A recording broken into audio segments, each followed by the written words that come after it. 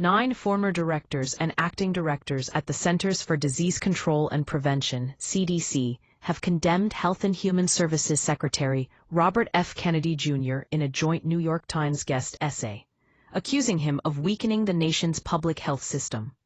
The officials, who served under both Democratic and Republican administrations, criticized Kennedy's decision to fire Dr. Susan Menarez as CDC director days ago, citing her refusal to adopt new limitations on vaccine availability. They also slammed his policies on vaccines, research investments, and global vaccination programs. The former directors warned that Kennedy's actions will lead to reduced access to health care for rural Americans, people with disabilities, and lower-income individuals, as well as children losing access to life-saving vaccines. A 6.0 magnitude earthquake struck eastern Afghanistan on September 1, 2025, killing at least 812 people and injuring scores more.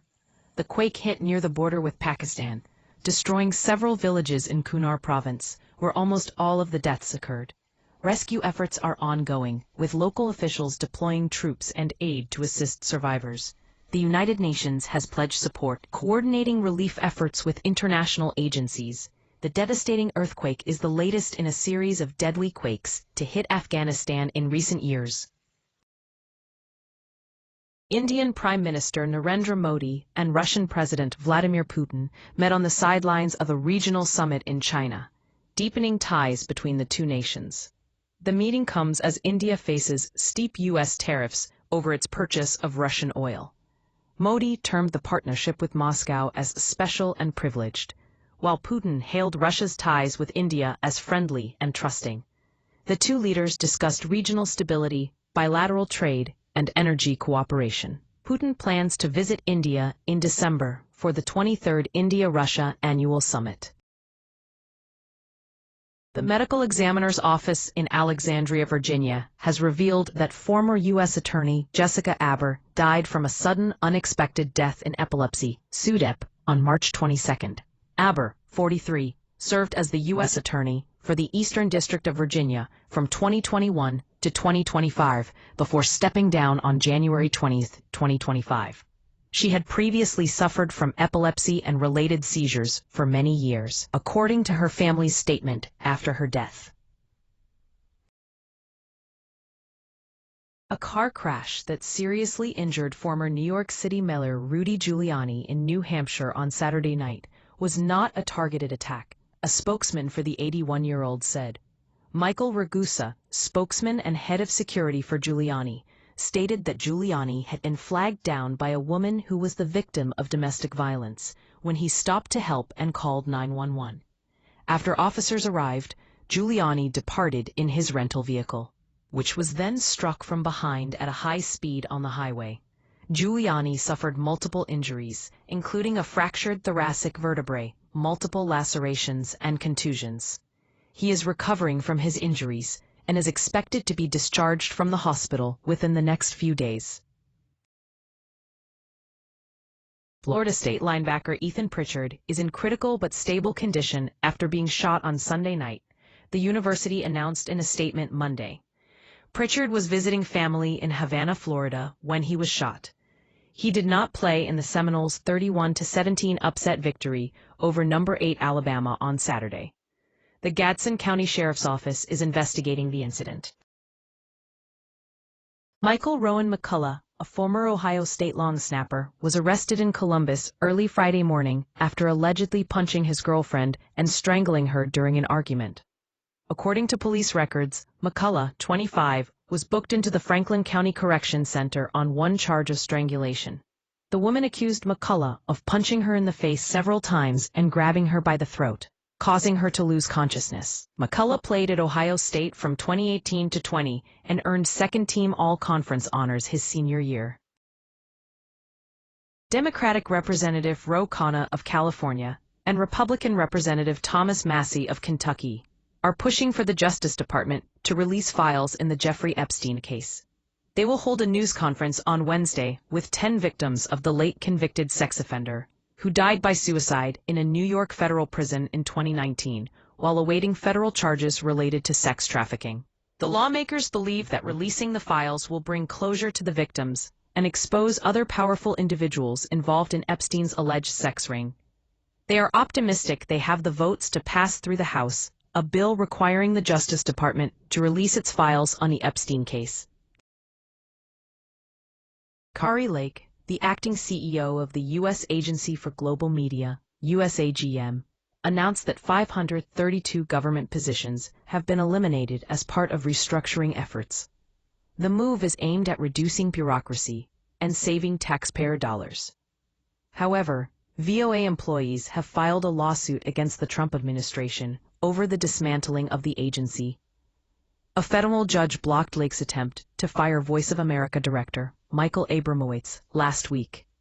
The cuts are the latest step in President Donald Trump's efforts to overhaul USAGM and its affiliated broadcasters. Lake has stated that the restructuring will help improve the agency's ability to function and provide accurate information to people around the world. The Trump administration is marking Labor Day by pointing to falling gas prices and rising wages, casting its economic record as a win for American workers. Labor Secretary Lori Chavez DeRemer said Monday that unemployment is holding steady, but real wages are up 1.4% and consumer confidence is also increasing. The White House is pushing its America First vision, framing gas prices, wage growth, and consumer confidence as proof that workers are better off under President Donald Trump's leadership. A new study published in Free Radical Biology and Medicine suggests that drinking beetroot juice could reduce blood pressure in older adults. Researchers at the University of Exeter compared the response of younger and older participants to nitrate-rich beetroot juice shots over a 2-week period.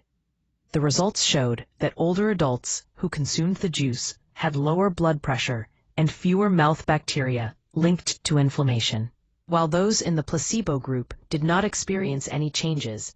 Dr. Mark Siegel, a Fox News senior medical analyst, explained that nitrates lead to lower blood pressure by improving flexibility, decreasing resistance in blood vessels, and lowering inflammation. The study's findings support the well-established belief that a good diet, high in fresh fruits and vegetables, can help manage chronic medical conditions. However, experts emphasize that individuals with high blood pressure or other medical conditions should consult their doctors before making dietary changes.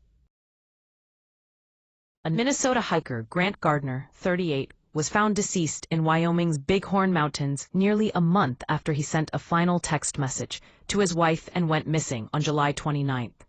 The body of Gardner was discovered on August 26 by a professional climbing team from North Carolina underneath a ledge near the summit of the 13,000-foot Cloud Peak. Authorities said the case was given to the Bighorn County Coroner's Office to determine time, manner, and cause of death. Gardner's wife previously told a local news outlet that her husband liked to go on solo hikes and had been hiking for over a decade. Dwayne "The Rock" Johnson put his fears aside to take on a very different role than the action-packed parts he's known for in the sports drama, The Smashing Machine. To properly take on the role, Johnson had to be plastered with 13 to 14 prosthetics every day and would just disappear when he walked on set. The film premiered Labor Day weekend at the Venice Film Festival and will be released in theaters October 3rd. Homeland Security DHS Secretary Kristi Noem accused CBS News of editing her interview to whitewash the truth about an alleged MS-13 gang member. The network says it was simply cut for time and meets all standards. Noem posted a video of her uncut response, which was not shown on air. Abrego Garcia's lawyers asked a federal judge to prohibit top Trump administration officials from making remarks that could bias the jury against him. CBS News settled President Donald Trump's $20 billion election interference lawsuit in July, after he accused the network of deceitful editing. A recent study found that overweight adults who cut out ultra-processed foods, UPFs, from their diets lost nearly twice as much weight as those who didn't. UPFs are foods that go through multiple industrial processes and often contain additives like preservatives and flavorings. They're not just candy bars, but also include fortified foods like breakfast cereals and instant oatmeal. Experts recommend consuming fewer UPFs and eating more minimally processed foods to promote a healthier diet. European Commission President Ursula von der Leyen's plane was allegedly jammed with a GPS system while flying over Bulgaria on Monday, according to a European Commission spokeswoman. The incident occurred during von der Leyen's tour of the European Union's nations bordering Russia and Belarus. Bulgarian authorities suspect interference by Moscow, which has been accused of similar incidents in the past. Von der Leyen and other European leaders have been skeptical of President Donald Trump's efforts to work with Russian President Vladimir Putin toward peace in Ukraine. Miami Hurricanes wide receiver C.J. Daniels made a spectacular one-handed touchdown catch in the team's 27-24 win over Notre Dame on Sunday night. With 12 seconds left in the first half, Daniels leaped behind his head to score a crucial touchdown before halftime. The Hard Rock Stadium crowd went ballistic as number 10 Miami celebrated, making it 14-7 against number 6 Notre Dame. Daniels finished the game with 5 catches for 46 yards and the catch he will never forget in the team's home opening win. Inter Miami forward Luis Suárez appeared to spit on a Seattle Sounders staff member amid heightened tensions following Seattle's 3-0 rout to win the 2025 Leagues Cup final on Sunday.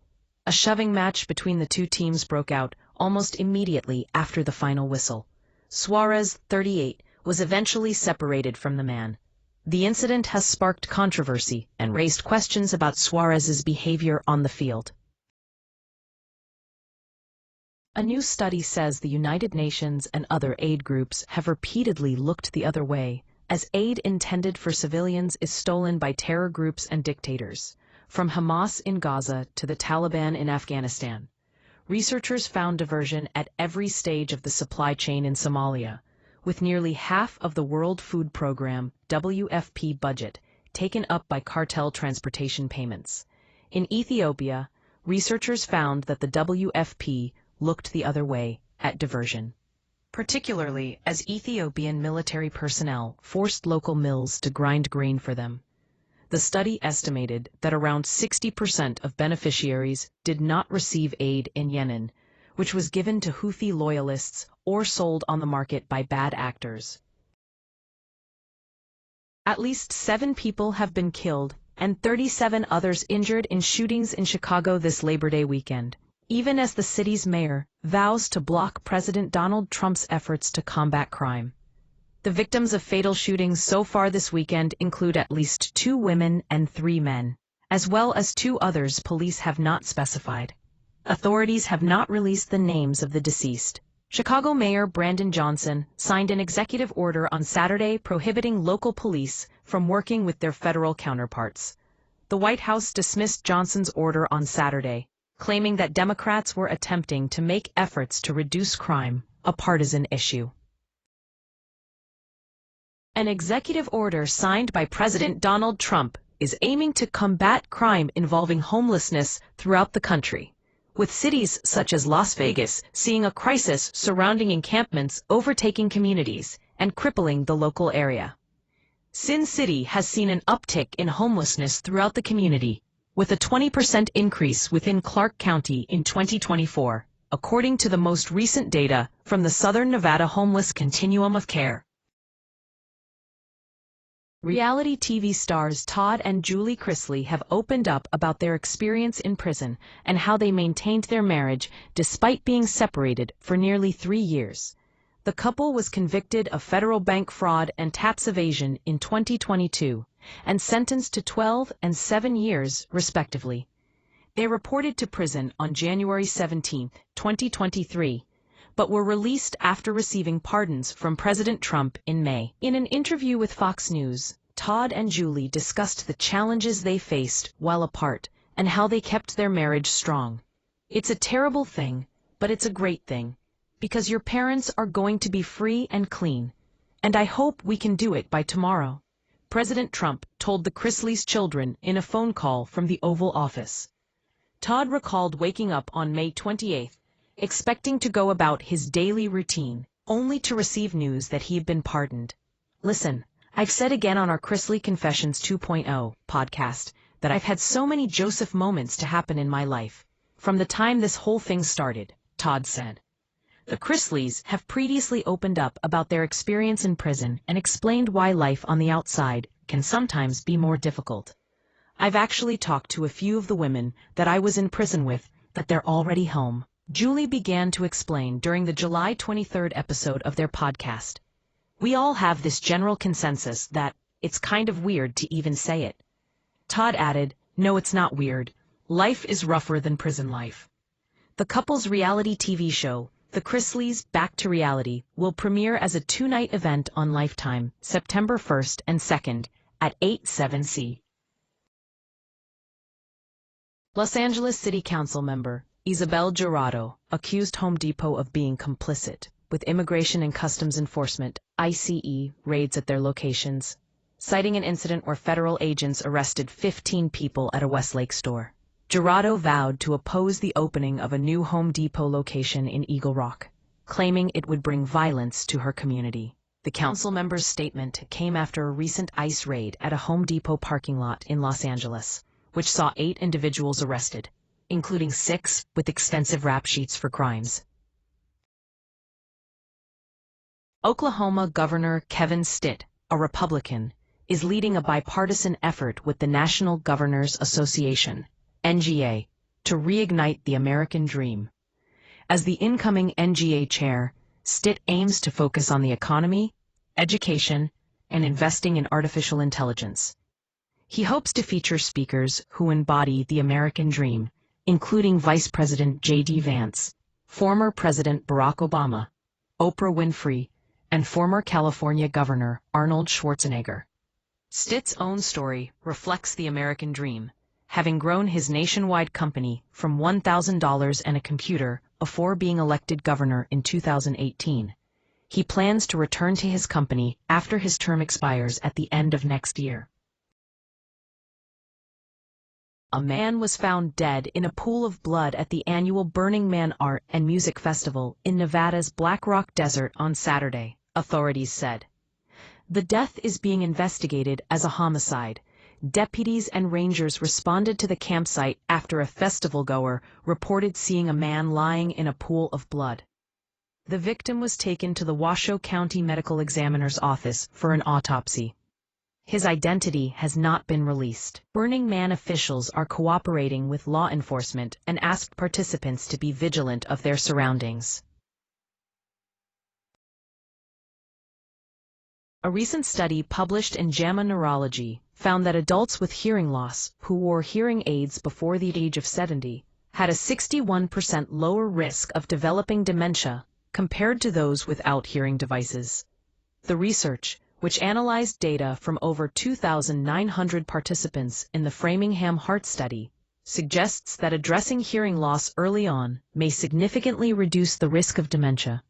Dr. Gayatri Devi, a neurologist at Northwell's Lenox Hill Hospital, noted that treating hearing loss is an excellent and simple way to prevent dementia, as well as to enable people to engage more fully in conversations and improve their quality of life.